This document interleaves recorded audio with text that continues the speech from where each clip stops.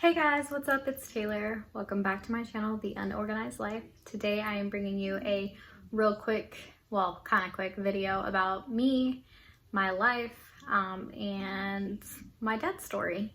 So let's just get right into it. So I'm 25 years old. I am a single mom of one boy. His name is Jackson, and he is 4 years old. I have decided to go on this journey to becoming debt-free because basically I'm just tired. I'm tired of living paycheck to paycheck. I'm tired of paying all these minimum payments on everything and it not paying off the debt. Because if I only make the minimum payment, it basically is a trick. It's a trick to get the interest rate to just keep adding up and to never be able to pay it off. So I am just gonna tell you guys straight up, like, I hate the fact that I have so much debt. I hate that a majority of my debt is in collections. I hate that these people call me 24/7 to get money from me. And as much as I want to give them the money so that they will stop calling me, I just don't have it because I'm spending it in other areas of my life that I need to gain control of. So yeah, basically, whenever I was younger, right when I turned 18, I was still in high school. I had a lot of friends that had already turned 18 that had credit cards. Their parents had made them authorized users on their credit cards, and we were just spending money. So my first credit card was an Amazon card. I maxed that baby out within 24 hours of having it. I paid for 4 payments. According to my credit score, I paid it for 4 payments, and then after that, let it go. So that's one of my biggest mistakes right there. Second biggest mistake was payday loans. I got a couple of payday loans whenever I was working at I used to be a loan officer at Loan Depot, and I got a couple of payday loans when I worked there. The first 2 I paid back. The third one was Speedy Cash. I did not pay back. That is on my collections, and they call me every freaking day. They call me like 13 times a day at that. They want their $600 back. So I have about $7,000 in collections. Some of those collection accounts are very minimal. I would say like half of those are right under $100 or right above $100, and that's because they're medical payments, like LabQuest things, like labs and stuff that needed to be done outside of like my regular copay. For whatever reason, those places bill you afterwards, and I just don't pay those bills. I mean, I see them coming in, I just never paid them. So some of them did go on my credit. And then I have a couple of credit cards that have been charged off and are on my credit. I have Credit One, Merrick Bank. Those are both on my credit. I am working on paying Credit One back already. Merrick Bank is charged off. It's not in collections, but it's charged off as paid. So I think I paid that after they had closed the account, which is why it looks like that. Just so you know, those credit cards for bad credit, what they do is once you're 30 days late, they close that account. If you haven't made a payment and it's over 30 days late, they close those accounts. They don't keep them open. They don't give you time. It's not like my Wells Fargo credit card. It's not like my Capital One credit card. They don't give you time to pay those. So if you get a credit card to help you build your credit and you have bad debt, then you need to realize that those accounts, you have to pay at least the minimum payment. You cannot let those go bad because they will close the account and they will put it into collections immediately, and they will start hounding you immediately. I have $11,000 in student loans. Those are still in deferment because I'm still a student. I don't plan on getting any more student loans. However, once I graduate from my 2-year college and go to my 4-year college, I don't know if I will be able to pay for those classes in cash like I have been doing the last couple semesters with my current, because currently my classes are only about $500 a semester, and my books and stuff are about $200 to $300. So I easily cash flow those, but I don't know if I'm going to be able to do that whenever I go to university because those classes are going to just be too expensive. I might have to finance them and pay those back, but we'll talk about that at a later time. And then I have 2 car payments. Only one of them shows up on my credit, and it's $22,000. The other one I finance through my grandpa, which I pay him $250 a month for. So just a breakdown. I have $600 in current credit card debt, and I have a Fingerhut credit account that I've never been late on. I have a Torrid credit card that I've been late on a couple of times. I have a Wells Fargo account that I've had for years, and I've always at least made the minimum payment. I've never been late on that one. It says I have exceptional payment history. And then those are my 3 credit cards that I've currently opened. So I have a little over $600 in debt with those. I'm paying those off this month. That's not a problem. And then I'm going to use my credit cards because I do still want to build my credit, but I'm going to use them very minimally. And then I'm going to use my cash envelopes to cash flow those credit cards. So basically I'm going to use my Wells Fargo card for my, I'm going to use my Wells Fargo card for my gas card, and I have a gas envelope. So I'm going to take that money that's in the gas envelope, and I'm going to deposit it onto my credit card every month when the statement comes out. And I'm only going to leave a little bit. According to Experian, it's good to have a credit card usage of anywhere between 10 to 30%. So that's where you don't pay it off every month. You leave a little bit of a balance so that it helps build your credit. I've also done plenty of research on that too. And so like if you're using a card to build your credit, you should always roll over a little bit of a balance, but your credit card usage altogether should not be over 30%. So like if you have 3 cards, all together those should be 30% together. They shouldn't be like your limit, whatever your limit is, should not go over 30% a month. So and I don't know if that's like a cumulative or how they come up with that, but my Torrid card, fortunately, I lost over 180 pounds, so I can no longer buy clothes at Torrid. So that credit card is almost useless to me now. But they do have some jewelry and stuff there, and it's fairly cheap or inexpensive. So what I may do is purchase jewelry on that card and then pay it back almost immediately, like turn around and pay it back almost immediately with like my clothing fund or my beauty fund. And then my Fingerhut card, I don't know what I'm gonna do with that. I might just buy a Christmas gift or 2 with that, and just I don't know. I don't know what I want to do with that because it's such a low limit. I don't even know how I can use that effectively to build my credit. And then I have another card.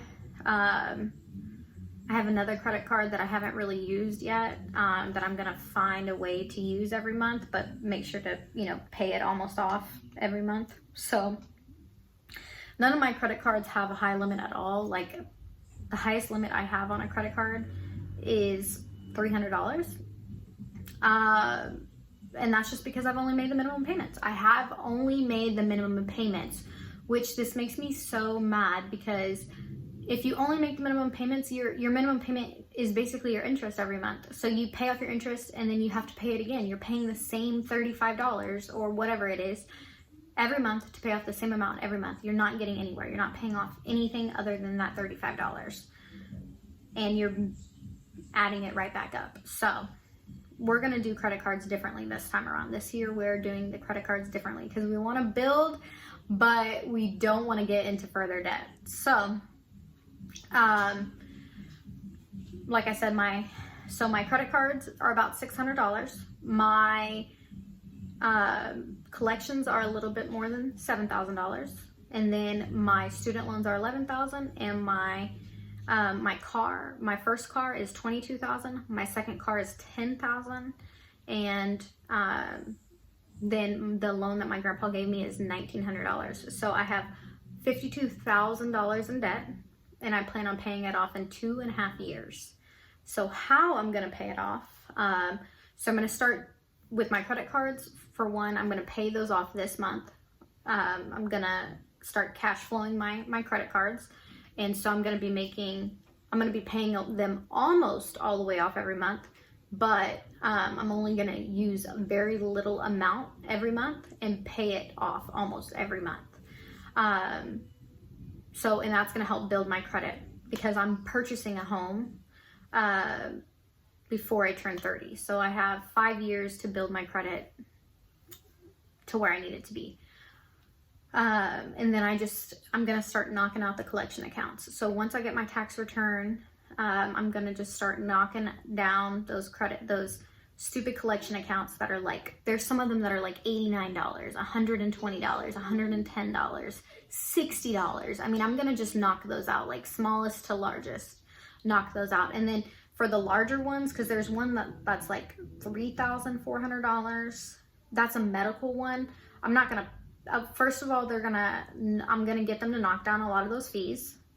And then after they knock down a lot of those fees, I'm going to get them to get me a really low monthly payment. And then I'm going to make more than the monthly payment, but I'm going to pay that one off gradually. Other than that $3,400 one, all the rest of them are, like I said, between $100 and $200. They can get knocked out real quickly. So there's like 13 of them. And then I'm going to start on that $3,400 one. That one is a medical collection. So as far as importance goes on paying it off, once I pay it off, it's not going to affect my credit that much anyways. So that one is not pressing. That's not one that's going to build my credit back up. The one for Sprint, there's 3 of them. So there's a $600 one for Sprint. There's a $600 one for Credit One, which I've already called them and set up a payment arrangement and knocked it down to $400. And then there is one for Speedy Cash. That's $623. Those ones, when those knock off my credit history, I'm going to see I'm going to see an increase because those are actual like credit collections. They're not like medical collections.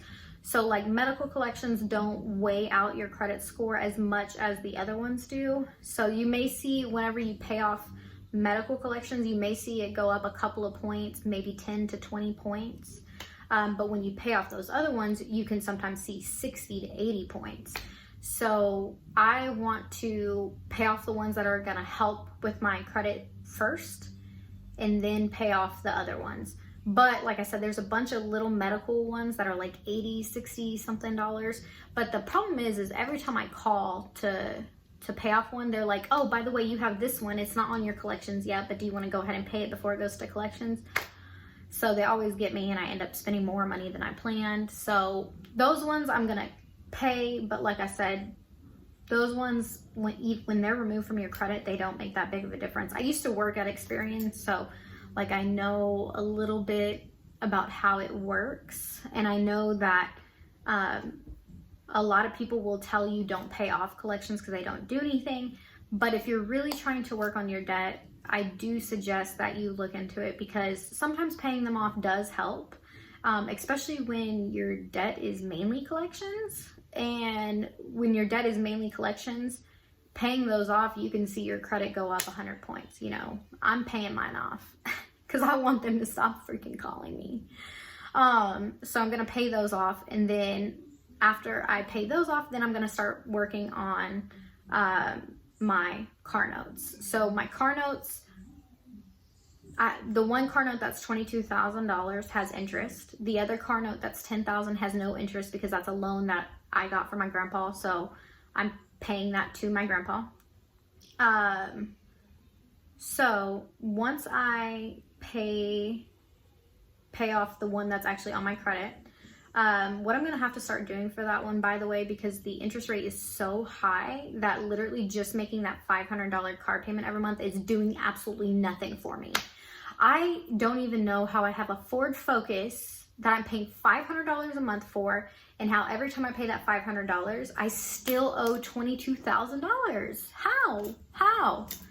So I'm going to have to start making more than the minimum payment. So on that one, what I think I'm going to do is I'm going to do a payment and a half. When I get my tax return, I'm going to pay 2 payments. So I'm going to pay them $1,000.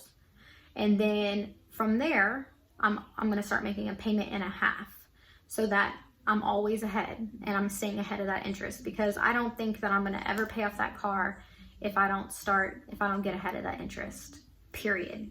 So I'm going to start making at least a payment and a half every month. And like I said, this is going to start in June. So I have until June to pay off all my collections, to get my credit card spending under control. And then starting in June, I want to make a payment and a half every month on my Ford Focus. So how I'm going to do that with my budget, I just got to make an extra $250 a month, which is not hard. I'm gonna start some side hustles, and then I'm going to really start focusing in on how I can make extra money at my job. So whether that's overtime, whether that's working on getting my numbers up so I can have those quarterly bonuses, but I'm really gonna start paying that off. And then when I get my grant money, so I get grant money and I get scholarship money, and then I do get a little bit of student loan money, but the student loan money I'm not going to get this year. I'm only going to get grant and scholarship money. Once I get that money, I'm going to let it hit my banking account, and right when it hits my banking account, I'm going to pay it to that car. That's $5,000 right there. $5,000 to the car. $5,000 each semester to that car, and that car is going to be paid off. I need that car to be paid off before my sister goes to college, because she's going to college in Arkansas, and that's her car. And I can't have her going out of state and all that in that car with there still being a super high loan on that car, because there is gap insurance on it, I think through the loan company, but that car is super underwater. It has like 60,000 miles, a little bit over 60,000 miles, and then it has no warranty, nothing. I mean, that car is, something goes wrong with it, we got to pay for it to get fixed. So that's why I need it to get paid off before my sister goes to college out of state. So I plan on paying that off, and then once I pay that one off, I'm gonna quickly pay off the loan that my grandpa gave me easily by just taking the payment, the $750, the payment and a half, and putting it on with the minimum. So the minimum on my car right now is $250, plus the $750. I could pay off my grandpa in like 10 months. Like he would have, but I mean, of course I'm going to be paying it off before then, so the balance will be way less, and I'll just pay that off quickly. And then the $1,900 that I owe my grandpa, most of it I will have paid off with my tax return. And then I think what I'll end up doing is maybe saying, hey, can I give you $1,000 for my tax return, and then can I start paying you monthly? Or I might just give him all the money up front. I'm not exactly too sure how I'm going to do that yet. I'm still working it out. But my debt payment plan is 2.5 years, and like I said, it's a little bit over 50K. I think it's 52K if I add it all up. But then I also have a toll tag bill, which is about $5,000. It's not on my credit. It's not on anything. They don't call me. They just send me letters every now and then. The tollway, I don't really know how much authority they have. I know that they could eventually sue you. Eventually. I think, I don't know, but I've got to somehow pay that off too. But I'm kind of like pushing that back until last minute, because that's the last thing I want to pay. And honestly, I know that that's going to take up a majority of my tax return. So I'm just like thinking in my head, like, I really don't want to pay this bill. Because it doesn't matter almost, but it does, because I can't get that car registered or do anything with that car until that's paid down. So yeah, that's my debt story. I hope some of y'all can relate to me. I know that I don't have an extravagant amount of debt, and I'm probably pretty much closer to like the average consumer when it comes to debt and credit cards. I know that if you follow Dave Ramseys' program to the T, he makes you get rid of all your credit cards. He makes you, you can't use them at all anymore. You pay them off, you don't use them anymore. Me personally, I want to pay off my collections and never get a loan anymore. I don't want to get a loan for anything anymore, especially not furniture, especially not a payday loan. I don't want to get any of that stuff anymore. but I do want to be able to cash flow my credit cards and use them to my advantage to build my credit so that I can buy a home and get a good interest rate on a home and then pay off all my debt. I don't want to use my credit card as an emergency fund anymore. You know, just use it in case of emergencies and then pay the minimum payment. No, I don't want to use my credit cards like that anymore. I want to actively use my credit cards, and like I said, I want to cash flow my credit cards so that I am almost paying them off every month. But like I said, I just want to keep that little bit on it every month so that it helps build my credit. But leave a comment below, like what you think I should do, what you would do. I know, like I said, I already know that if you are an avid Dave Ramsey follower, you don't believe in credit cards, you don't believe in credit at all. Or maybe you do believe in credit, but like paying it off, not so much using it to build a credit score. So let me know what you think. Leave a comment below, like, comment, and subscribe, and you'll see me next week. This week we have the cash envelopes. I am redoing my monthly budget for January because it did not work for me this time. Unfortunately, I had to get some money to live on because my paycheck was short, but also I didn't stick to my budget as much as I thought I could. I need to increase my groceries and food because $50 every 2 weeks is not working. $25 a week is not working for us. We're too busy and we got too much going on to where that doesn't work for us. So I'm gonna have to increase it maybe to $50 a week in groceries, and then $20 to $30 a week for eating out. I have things that I like to buy every day, like my Dunkin' Donuts, which unfortunately that's a thing for me. Like, I feel deprived if I can't have it, and it brings joy to my life to be able to go to Dunkin' every day. Like, you should have, when you're doing your cash envelopes, you should plan for things that bring joy to your life, that you like. And I do like to have my morning coffee. I don't like to make my own coffee. It does not taste the same. I don't know, maybe I'm not a barista. So I want to be able to budget my trip to be able to get coffee, at least on the days that I work. I mean, on the days that I don't work, I don't really need the coffee. But on the days that I work, I do like to stop by and get some coffee in the mornings. And I felt really deprived over the last month because I set my budget and I set my eating out goals so low that it hurt. It was hurting me.